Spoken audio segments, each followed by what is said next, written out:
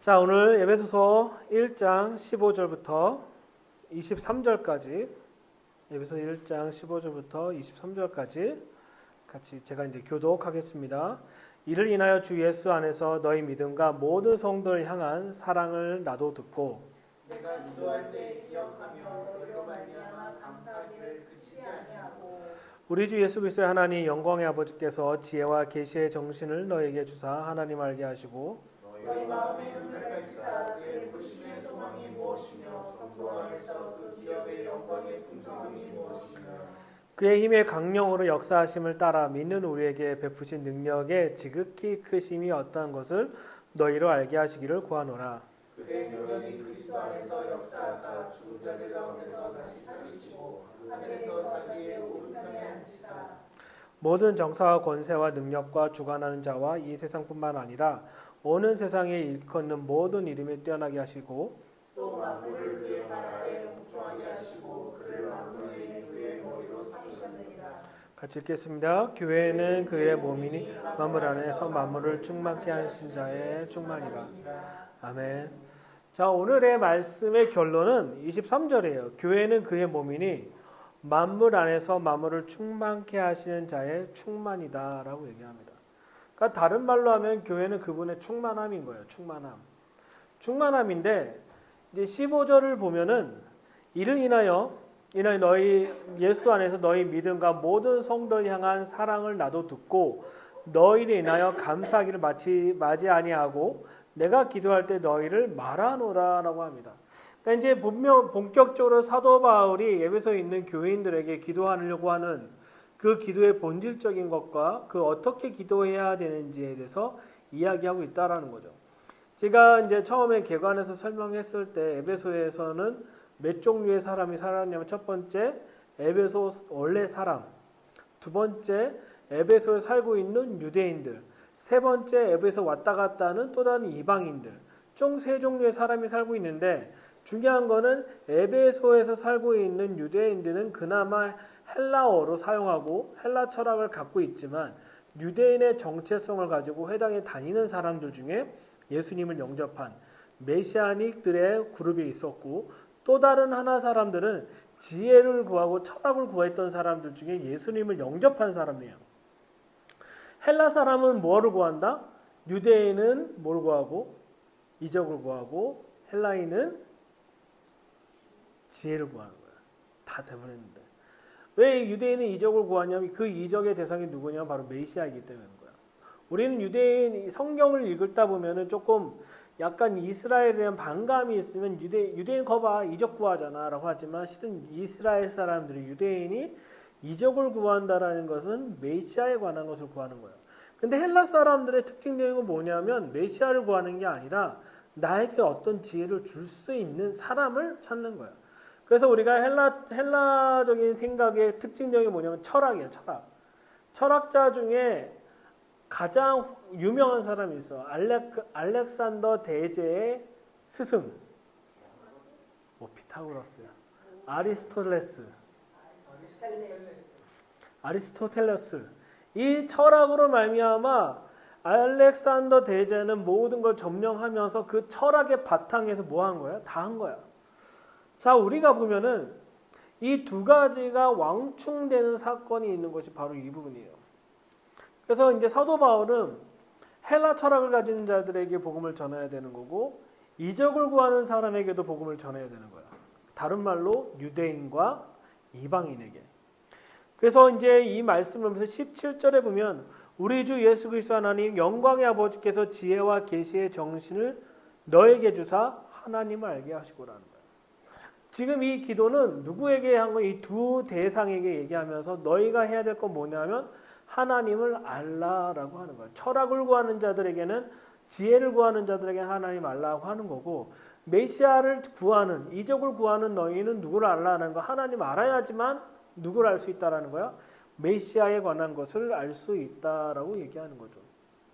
여러분은 정말 메시아가 예수님이 정말 메시아라고 믿으십니까? 이적을 보이십시오. 철학적으로 한번 얘기해 보십시오. 우리는 얘기를 못해요. 실은 믿음이라는 것은 설명이 되지 않은 거예요.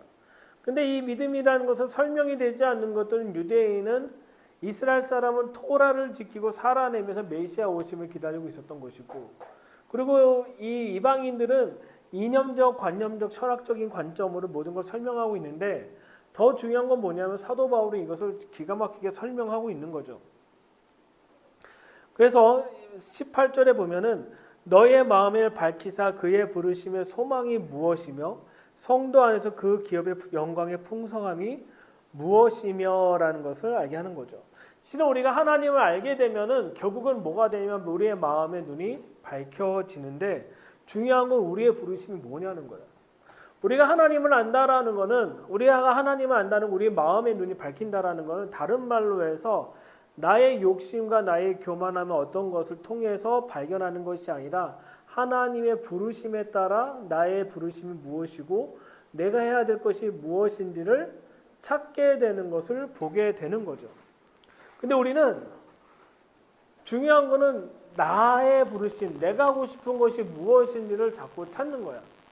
그러다 보니까 계속적으로 뭐가 되냐면 하나님의 부르심과 전혀 상관이 없는. 그러니까 옛날에는 하나님께서 당신을 부르셨습니다. 그러면은 무슨 느낌이냐면 신학교 가야 돼라고 생각을 하는 거죠.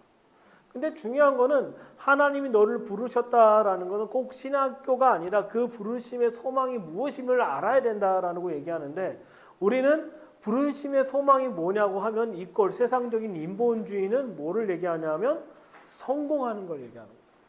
하나님은 성공과 실패를 얘기하는 게 아니라 하나님은 나의 부르시는 자리에서 내가 어떤 말씀을 가지고 사느냐를 계속적으로 질문하는 거죠. 그래서 성도 안에서 그 기업의 영광의 풍성함이 무엇이라는 거예요. 제가 지난번에 얘기했던 것 같아요.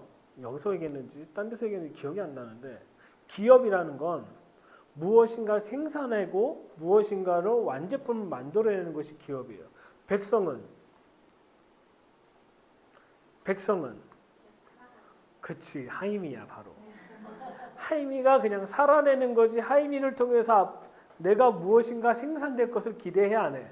전혀 기대하지 않아. 계속 투자를 하고 있어. 투자는 하지만 이 투자가 성공할지 안 할지는 아무도 모르는 거죠. 근데 중요한 거는 하임이에게 주어진 그 풍성함은 하임이가 갖고 있는 게 아니라 누가 갖고 있는가 하면 내가 갖고 있는 거야. 나의 풍성함이 하임이한테 공급되는 거니까. 그것이 자녀의 권세라고 얘기하면서 막 하고 있긴 하지만, 부르시며 성도의 기업의 영광의 풍성이 무엇이며 그의 힘의 강령으로 역사하심을 따라 믿는 우리에게 그의 힘의 강령으로, 그의 힘의 능력으로 역사하심을 따라 한다라는 거예요. 그러니까 실은 하나님의 기업을 이루고자 하는, 하나님의 뜻을 이루고자 하는 자에게는 하나님의 능력으로 그것을 드러내신다라는데, 우리가 착각하고 있는 것 중에 하나가 뭐냐면 내가 하는 일이 하나님의 일입니다라고 하면은 다 된다라는 착각하고 있는 거죠. 지금 제가 정치 얘기를 안 하는 걸 좋아하지만 한국은 지금 두 분류의 기독교인이 있어요. 하나님의 이름을 똑같이 외치지만 내가 원하는 관점이 달라. 그래서 지금 파워게임을 하고 있는데 하나님은 누구 편에 서줄까? 나는 알 수 없지. 중요한 건 하나님의 선하심의 계획에 서 있는 자에게, 그분의 기업의 풍성함 안에 있는 자에게는 하나님께서 그 승자를 주시겠죠. 중요한 거는 승리하는 게 목적이 있는 것이 아니라 누가 하나님 편에 있느냐의 질문을 하고 있는 거예요. 그래서 우리에게 베푸신 능력의 지극히 크심이 어떤 것을 너희로 알게 하시기를 구하노라 라고 합니다. 20절에 보면은 그 능력이 그리스도 안에서 역사하사 죽은 자 가운데서 다시 살리시고 하늘에서 자기 오른편에 앉히사라고 합니다. 그분의 능력의 시작은 언제냐면은 그분의 죽으시고 부활하심, 그 부활하심으로 시작되었다라는 것을 지금 설명하고 있어요. 여러분 예수님 부활하신 걸 믿으십니까?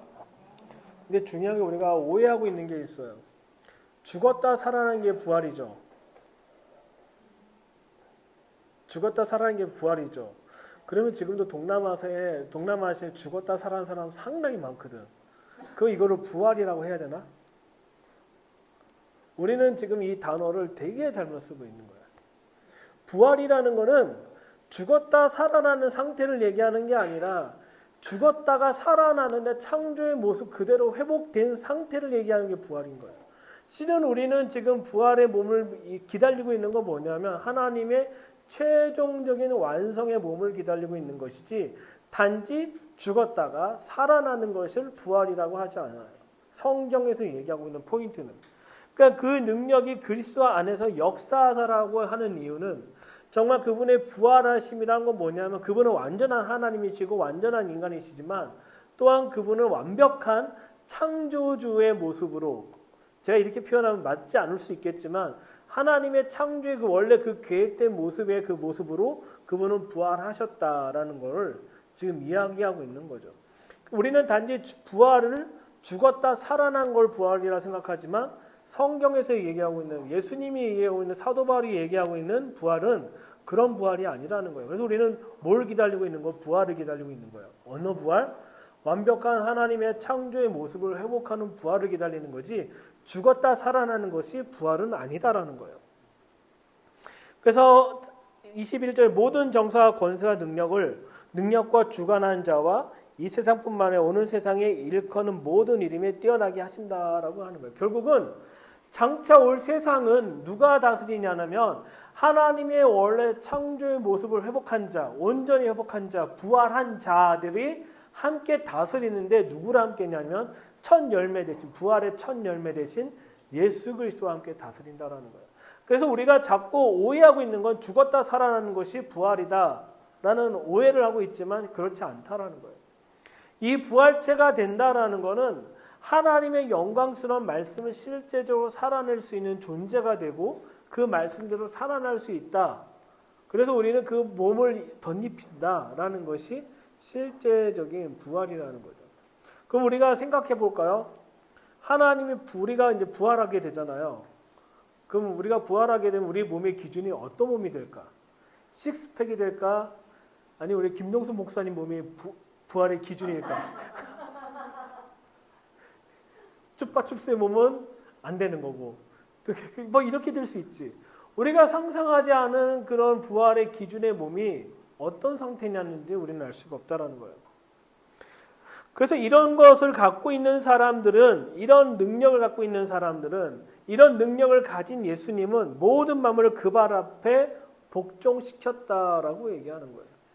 물론 그분은 모든 만물을 다스리고 통치할 수 있는 분이었겠지만 무엇보다 더 중요한 것은 부활함으로써 사람과의 완전 다름을 증명하셨고 첫 열매가 되셨고 모든 하나님을 따르는 자, 예수님을 따르는 자는 그런 부활의 모습을 덧입는다라는 소망을 주시면서 모든 아래 복종시키고 그를 만물 위에 교회의 머리로 주셨다라고 합니다. 그래서 결론이 23절인 거잖아요. 교회는 그의 몸이니 만물 안에서 만물을 충만케 하시는 자의 충만이라는 거예요. 실은 우리가 그래서 충만이에요. 둘째는 충만도 좋겠다. 충만이야. 충만이라는 자체가 왜 이게 충만이냐, 뭘로 충만한 거냐면 지금 사도의 기도의 모든 내용을 담아내고 있는 삶의 모습이 바로 충만함이다라는 거죠. 여러분이 기도할 때 첫 번째 이런 기도를 해야 되는 거. 하나님 알게 하여 주십시오. 두 번째 나의 마음을 밝히사 마음의 눈을 밝히사 나의 부르심이 무엇인지 알게 하여 주십시오. 그러고 난 다음에 당신의 그 뜻에 따라 강령에 따라 그분의 일하심이 무엇인지 알게 하여 주시고 더 놀라운 것은 부활의 참된 의미를 깨닫게 하여 주십시오라고 얘기하는 거죠. 그것을 이해하지 않는다라면은 우리는 계속적으로 세상에서 정의한 단어 부활 그냥 죽었다 살아나는 것이 부활이다라고만 생각하는 아주 이상한 일이 발생하는 거죠. 우리가 한번 생각해 볼까요? 예수님이 부활하셨을 때 제자들이 알아봤을까요? 못 알아봤어요. 엠마오로 가는 두 제자도 예수님 못 알아봤어요. 심지어 제자 베드로도 못 알아봤어요. 그 얘기는 뭐냐면 부활이라는 건 있는 그대로 죽었다 살아나는 것이 아니라 하나님의 창조의 그 모습을 완전히 회복한 상태가 바로 부활이다라는 거예요. 그래서 예수님, 하나님, 사도는 그런 얘기하고 있는 거예요. 그렇기 때문에 너희가 충만하다고 얘기하는 거예요. 왜? 너희는 그러한 부활의 소망함이 있기 때문에 그 충만함으로 너희가 살고 있다라고 지금 이야기하고 있는 것이죠. 여러분은 그 충만함으로 삶이 되시길 바랍니다. 이제 연말이잖아요. 그렇죠? 메리 크리스마스 하고 싶어도 트리도 없어. 해피 한우카 하고 싶어도 내가 한우카에 대해서 너무 눌러나갖고 얘기도 못해. 중요한 거는 한우카는 유대인 명절이야. 그냥 명절일 뿐이지 빛의 절기다 뭐 그렇게 얘기할 필요는 없는 거죠. 하지만 우리가 이 기간 가운데 생각해야 될 건 다시 한번 우리가 부활에 대한 것을 고민해보고 생각해보고 정말 그분의 충만함으로 있느냐, 그 머리 대신 예수님이 요구하고 있는 그분의 기업 안에서 그 충만함의 삶이 내 안에 있느냐에 대한 질문을 날마다 하면서 살아냈으면 좋겠습니다. 자, 기도하고 마치겠습니다. 하나님 감사합니다. 그 부활의 충만함, 그 부활의 완전함을 완성시키신 예수야, 우리가 그 길을 따르기 원합니다. 사도 바울이 고백하고 요청했던 것처럼 먼저 우리가 하나님 알기 원합니다. 그리고 우리 마음의 눈을 밝히사 또한 우리가 부르심이 무엇인지 알게 해주시고 하나님께서 허락하신 그분 안에서 허락하신 기업의 풍성함이 무엇인지를 깨달을 수 있도록 우리를 이끌어 주시고 인도하여 주십시오. 주님, 더 갈망하고 소망합니다.